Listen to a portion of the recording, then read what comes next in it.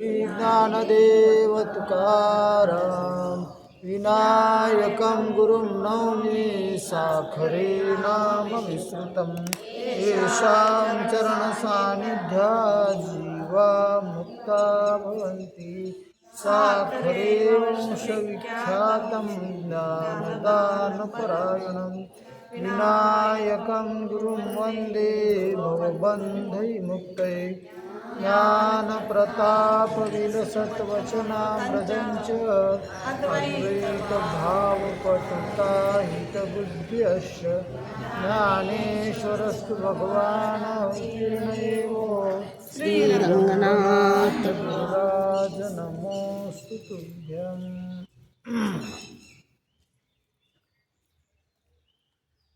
हा अनादि नित्य शुद्धू निरुपाधि विशुद्धू मनोनिशस्त्रादिकी छेदू न घडे या हा प्रलयोदके ना पल्लवे अग्निदाहो न संभवे एथ महाशोषू न प्रभवे मारुताचा। अर्जुना हा नित्यो आचळू हा शाश्वतू सर्वत्र सदैव दितू परिपूर्ण हा अर्जुना ऐसा हा जाणावा हा सकळात्मकू देखावा मग सहजे शोखू आघवा हरेल तुझा। काय म्हणतात भगवान अर्जुनाला? अर्जुनाला झालेला जो काही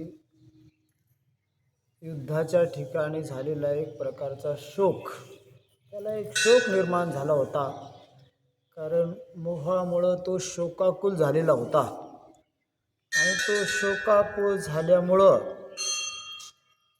त्याला काय करावं हे त्याला सुचत नव्हतं। आता युद्ध कराव का हे सोडून पळून जावा का निघून जावा हे त्याला काही समजत नव्हतं, किंवा आता करावं नेमकं काय, युद्ध करण्यात लाभ आहे का हे सोडून देण्यात न करण्यात लाभ आहे हे त्याला काय नव्हतं, काही सुचत नव्हतं। म्हणून तो शोकाकुल होऊन रुदन करीत बसला होता। काय करीत बसला होता तो? हा एवढा मोठा अर्जुन, ज्याचा एवढा दरारा आहे की इंद्रादिक देवात सुद्धा अर्जुनाचा काय होता? दरारा होता। एवढा शूर होता तो, आणि एवढा शूर असलेला अर्जुन युद्धाच्या ठिकाणी रुदन करीत बसला, म्हणजे रडत बसला होता। काय बसला ते होता? कारण रडत बसला म्हणजे त्याच्या अंतःकरणाचा तसा परिणामच झाला होता की आपोआप डोळ्याला काय येत होतं? त्याच्या पाणी येत होतं। कशामुळं? कारण तो शोकाकुल झाला होता। काय होता?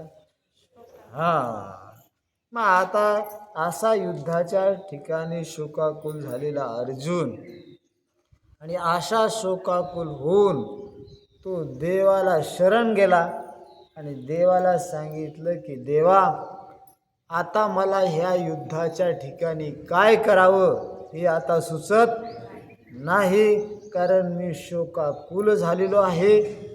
हा माझा शोक आता तुझ्याशिवाय कोणीही घालू शकणार नाही, म्हणून मी तुला काय आलो? शरण आलो। मग आता याच्यामध्ये काय योग्य आहे? युद्ध करणं योग्य आहे का युद्ध न करणं योग्य आहे? हे आता तूच मला सांग, की तुझ्यावर माझा काय आहे? विश्वास आहे, आणि तू जे म्हणशील ते मी ऐकायला तयार आहे। कारण मला जो काही शोक निर्माण झालाय तो शोक तुझ्या वाक्या वाचून जाणार नाही। असं जेव्हा अर्जुन देवाला शरण गेला तेव्हा देवानं त्याला उपदेश करण्याला काय केली? सुरुवात केली। मग हा अर्जुनाचा जो काही शोक आहे तो शोक कशानं जाईल? तर देवाला माहीत होतं की याचा जो शोक आहे तो परमात्म स्वरूपाच्या आत्मस्वरूपाच्या ज्ञानाशिवाय जाणार नाही. मग आता अर्जुनाचा जर शोक जाण्याकरता देवानं त्याला जीव ब्रह्म ऐक्य ज्ञान सांगितलं किंवा परमात्म्याचं काय स्वरूप आहे ते त्याला सांगितलं. मग आता अर्जुनाचा शोक जर परमात्म ज्ञानानं जातोय तर सगळ्याचा शोक कशानं जातोय? कारण सगळेच माणसं भ्रांत आहेत आणि सगळे जीव भ्रांत असल्यामुळं सगळे शोकाकुलित आहेत. कसे आहेत? हा, सगळे जीव चिंतातुलित. हां, जसा अर्जुन शोकाकुल होऊन रडत होता तसं सगळे जीव शोकाकुल होऊन काय होत आहेत? रडतच आहेत. ते वरून जरी रडत असलेले दिसत नसले तरी आत काय होते? ते रडत येतात. सगळे माणसं कशानं कशासाठी तरी आतून रडत येत. कोणाला पोरग नाही म्हणून आतून रडत, कोणाला पैसा नाही म्हणून रडत, कोणाला पद नाही म्हणून रडत, तर कोणाला मान्यता नाही म्हणून रडत. पण हे सगळे आतून काय व्हायलेत? रडायला लागलेत. का रडायलेत? कारण त्याला कशातून न कशातून तरी काय पाहिजे? सुख पाहिजे. त्याला पाहिजे सुख. आणि त्याला वाटत असतं, कोणाला वाटतं मान्यतेतून मिळन, कोणाला वाटतं पैशातून मिळन, कोणाला वाटतं मुलातून मिळन, कोणाला वाटतं भोगातून मिळन. आणि मग ज्याच्यातून सुख मिळन असं वाटतं ते मिळवण्यासाठी ते प्रयत्नात असते. तर मिळतं का नाही याची चिंता असते. पुन्हा ते काय निश्चित आहे काय? समजा निवडणुकीला उभा राहिला म्हणजे काय निवडून येईल असं काय निश्चित आहे का? नाही. मग आता त्याची चिंता असते ती.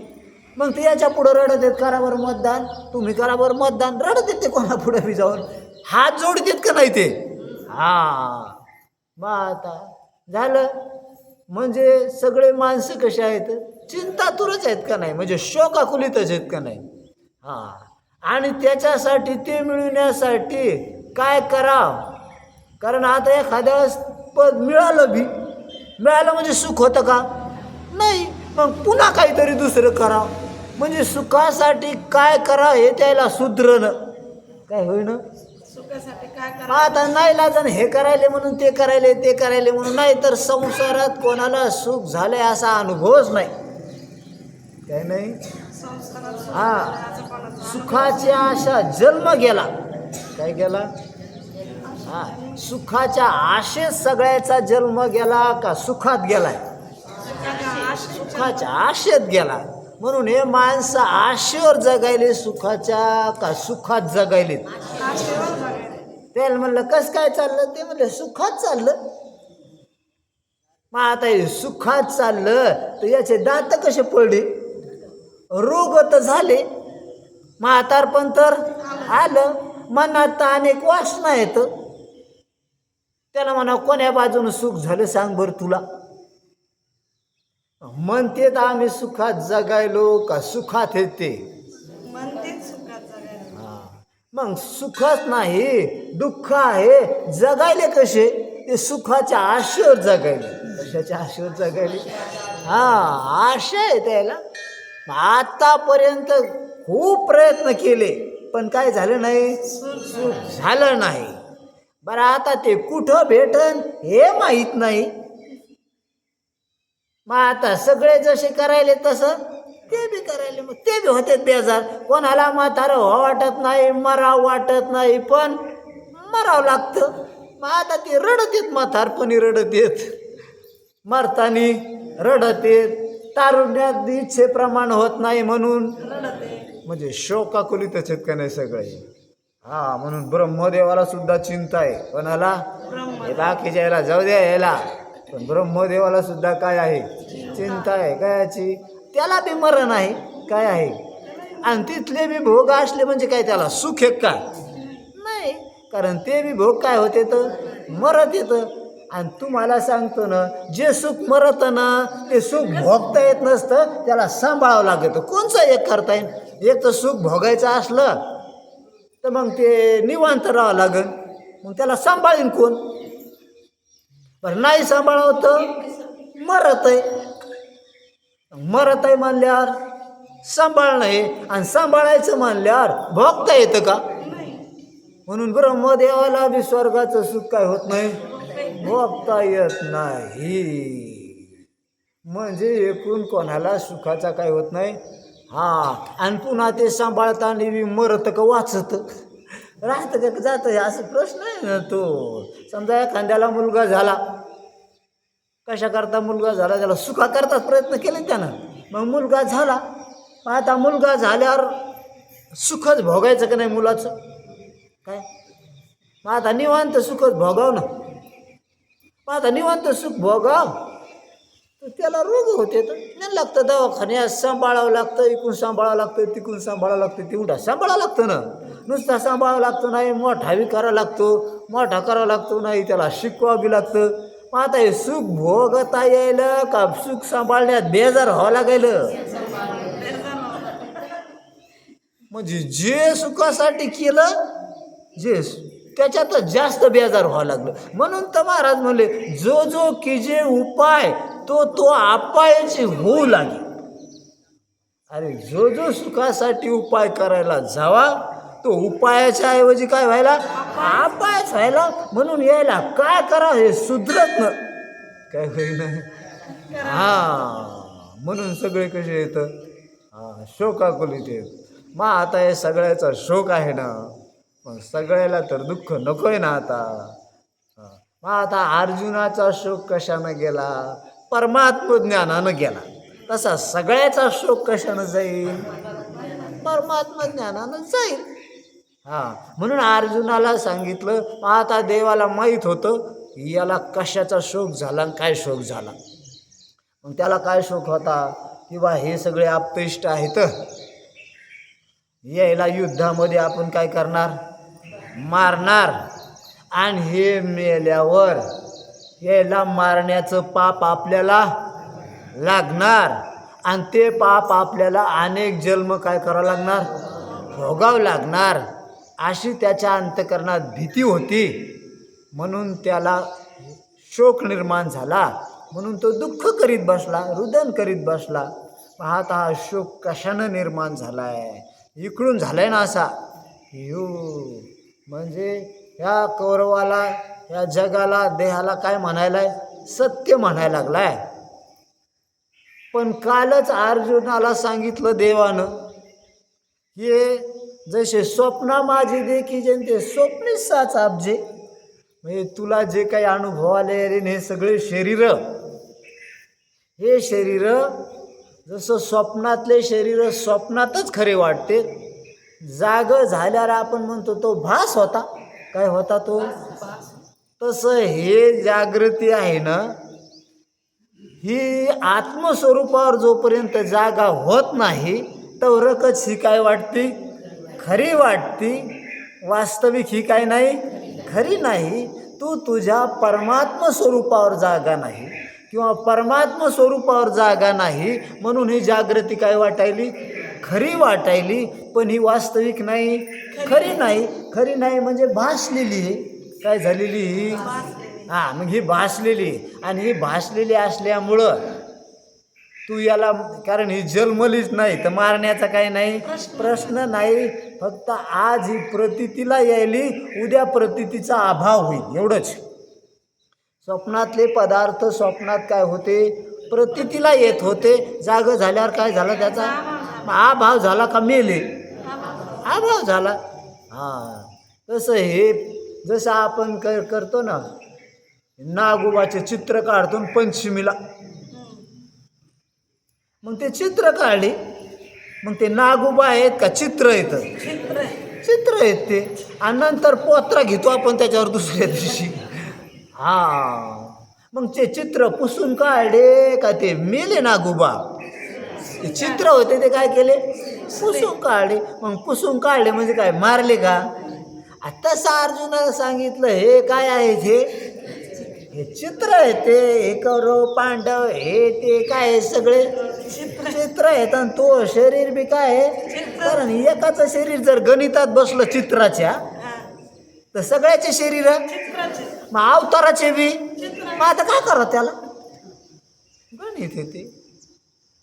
एक व्यावहारिक पदार्थ जर भास ठरला तर सगळेच, मग ते कोणाचे बी असू, ते लोकांचे असू का आपले असू का कोणाचे अवताराचे असू का ईश्वराचे असू का कोणाचे बी असू, सगळेच व्यावहारिक काय आहे ते चित्र आहेत, भास आहे.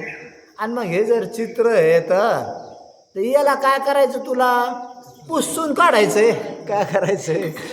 हा, पुसून काढायचं. काय यायला मारायचे आता. मग आता हे मरत आहेत का? नाही. हा, मग आता हे जग मरत नाही. आता या जगात जो परमात्मा आहे तो म्हणशील तो कसा आहे, तो मरण. याच्यातला जीव मरण. कोण मरण? म्हणे ना, आता हे शरीर नाही मरत. काय नाही मरत? हे अंतःकरणापासून तर हे शरीरापर्यंत जगापर्यंत हे नाही मरत, हे भास ठरलं सगळं. पण याच्यातला जीव मरणणार आहे. अर्जुन म्हणीन ना देवाला, कोण मरण? जीव मरण. ते म्हणले ते बी नाही मरत. काय नाही होत? तो बी नाही मरत. ते म्हणले ते कसं काय नाही मरत? ते म्हणले ते तुला माहीत नाही तो कसा आहे, ते मी सांगतो तुला. या सगळ्याच्या शरीरात जो जीव आहे ना तो कसा आहे हे तुला माहिती नाही, म्हणून वाटतंय तुला तो मरण. पण तो मरायसारखा नाही.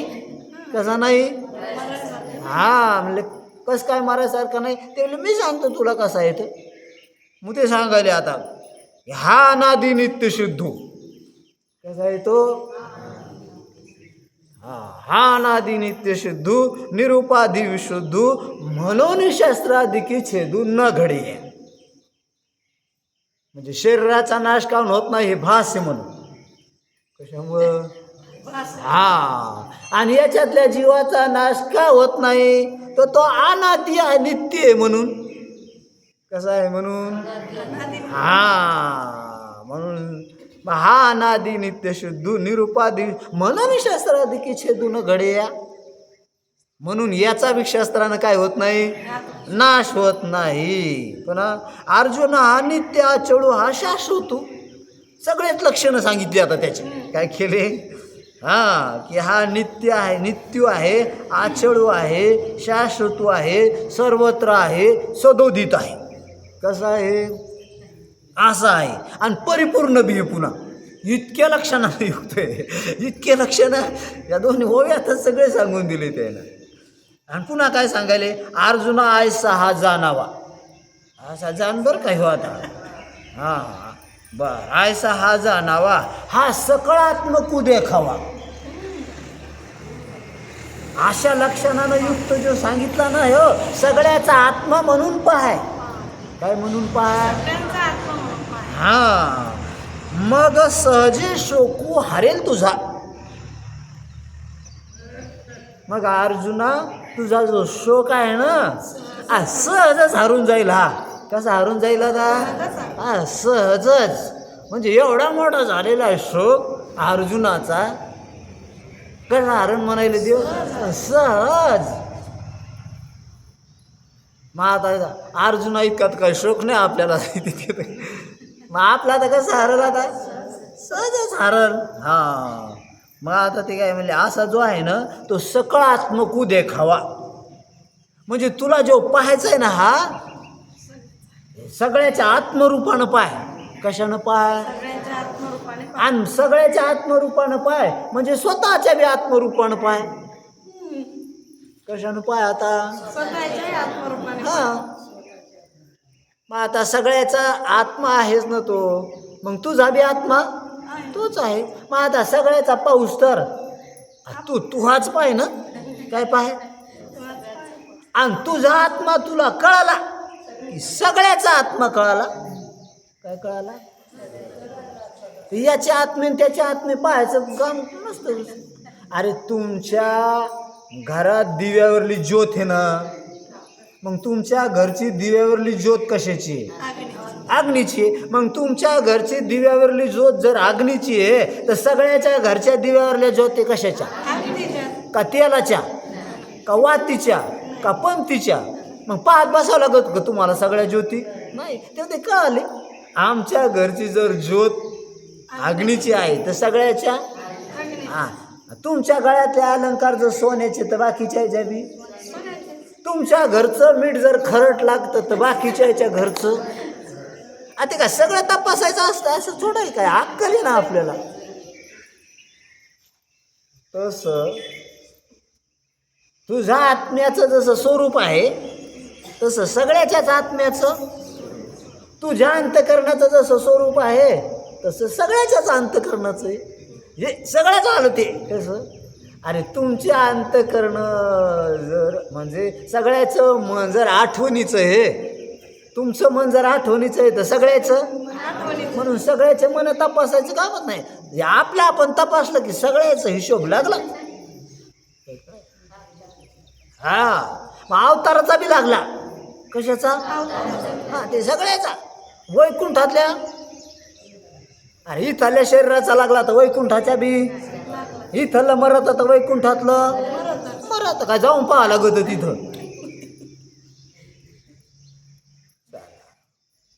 इथलं शरीर जर श्वासावर चालतं तर कुठलं बी शरीर तुमचं शरीर कशावर चालते? श्वासावर चालतं. आणि बाकीच्याचे आणि कुत्र्याचे डुकराचे चिलटायचे सगळ्याचे त्याचं काय आता आहे शरीर श्वासाशिवाय चालतच नाही. समजतं का नाही आपल्याला? चला हां मग तसं सगळ्याचे मन कशाचे? आठवणीचे. सगळ्याच्या मनात काय आहेत? वासना. काय काय? मग कोणाच्या मनात काय असते आता? वासना. आणि कशा कशाच्या वासना? शब्द स्पर्श रूप रस गंधाच्या वासना. याच्यापेक्षा कशाच्या वासना आहेत त्याच्या? मग कोणाच्या पैसे जाऊन बसले ते म्हणले याच्या मनात काय पहा. त्याच्या मनात काय असतं? त्याच्या मनात ज्या विषयाच्या वासना आहेत ते काढित मग ते बसत आपलं सांगत. मग त्याची जी वर आलेली वासना असेल ना त्याच्याबद्दलच बोलत होते. म्हणून काय नसतं. तू ह्यात मनात लय मोठ्या पाड्यात त्याचं मन कशाला पाहायला जातो त्याच्या आधीच जास्त आहे तुझ्यापेक्षा. तू ह्याच तुला इतक्या बेजार करायला त्याचं मन ऐक म्हटलं त्याच्या तो ह्या डोक्यात शिरत्यान पुन्हा. त्याच्यामुळं काय करी जा इथंच ठरवून टाकी जा ही आपल्या मनातल्या वासना आपल्याला जशा बेजार करायला ना तशा याच्या बी मनातल्या वासना याला काय करायल्यात? बेजार करायल्यात. मग आपल्याच मनातल्या वासनेनं आपण बेजार येतं. तो बी त्याच्या मनातल्या वासनेनं कसा आहे? मग आता आपण सुखासाठी त्याच्याकडे चाललो तो पहिलाच बेजार आहे. कसा आहे? आणि आपण त्याच्याकडे गेल्यावर तो काय करीन? आपल्याला सुख देईन का आपल्यालाच बेजार करीन त्याच्या सुखासाठी? म्हणून तर महाराज म्हणले जो देखे सो दुखिया बाबा. कसा बाबा? हा कोण कोण दुखिया? हा राजा दुखिया प्रजा दुखिया सबजन दुखिया. ब्रह्मा विष्णू शंकर दुखिया जिने सृष्टी कमाई. सगळे कसे? ते म्हणले ते कसे काय दुःखी? आता शरीराला आल्यावर सगळे दुःखी असतात. कसे?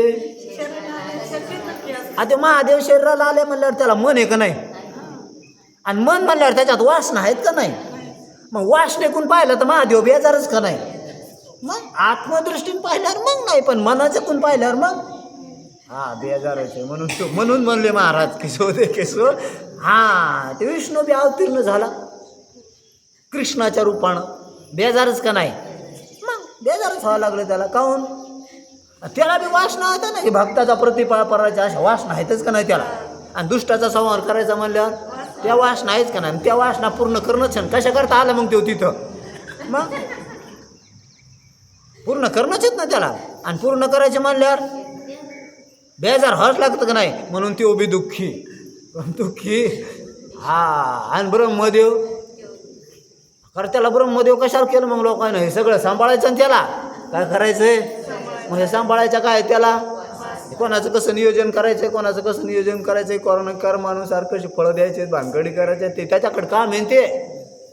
मग त्याच्या काय त्याला वासना आहेत ना ते करणंच भाग आहे. त्याला काम दिलं ना ते मग आता ते करणं. मग तो बी कसा आहे? दुःखी. मग एवढाले जर वासनेनं दुःखी हे बाकीच्याचे काय बाबा हे तर दुःखी येतं. हा म्हणून जो देखे सो दुखिया बाबा. तू तर पहिला दुखिया बाबा. आणि मग तू दुःखी त्याच्याकडे गेल्यावर तू कशा करता गेला? सुका करता. हा, जसं या नवऱ्यानं मुलानं बायको कशा करता केली? सुका करता. हा, म्हणजे अशा वासना याला आधीच बेजार करीत होत्या. त्याला वाटलं ती आल्यावर थांबत्या, काय होत्या, कारण वासना थांबल्याशिवाय सुख होत नाही ना. मग एखादी वासना त्याला बेजार करू लागली, ती लयच आता, मग ती आल्यावर काय होईल? थांबन वासना. मग आता ती आल्यावर थांबन, तर याच्या आधीच पहिल्या वासना, आणि ती तिच्या घेऊन आली. मग आता ती तिच्या घेऊन आल्यावर ती तिच्या वासना पूर्ण करण्याकरता याला वापरीन का याला सुख देईन? आणि ती याच्याकडे आली सुखा करता. यानं काऊन आणली? याला वासना होत्या म्हणून. आता ह्यो तिला सुख देईन का याच्या वासना पूर्ण करण्याकरता तिला बेजार करीन? मग ती तिच्या वासनेनं बेजार, अजून याच्या वासनेनं ह्यो तिला बेजार. म्हणजे आजी का दुःख वाढतं का नाही? म्हणून तर महाराज म्हणले, उघड्यापाशी नागो गेलो सर्रात हिवान मेलं. नाज झाले गड्या सगळेच. काय झालंय? हा, म्हणून पुढं याच्या त्याच्या तोवाडाकडे जाऊ नका, डाखळ्यावानी काय करी जाऊ नका. हा, ह्यो सुखीन, ह्यो श्रीमंतन, ह्यो तरुण, ह्यो असन तसन काही जाऊ नका. ते सगळे कसे येतात? सगळे दुःखी येतात ते. हा, म्हणून दुःखी असल्यामुळं, म्हणून आणि दुःखी येतं झोकात आले कसे?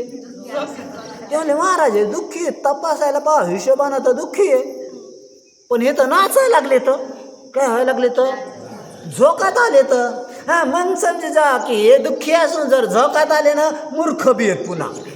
कसे येत? दुःखी तर आहेतच आहेत, पण कसे येतं? हा, मूर्ख बी येतं. समजा तुम्हाला सांग का, समजा एखादा दारू प्यालेला माणूस असतो. काय असतो? हा, दारू प्यालेला माणूस असतो. आता दारूच्या झोकात पडतो, लागतं एकूण त्याला. त्याचे कपडे बी भरलेले असतात बेंदाडात.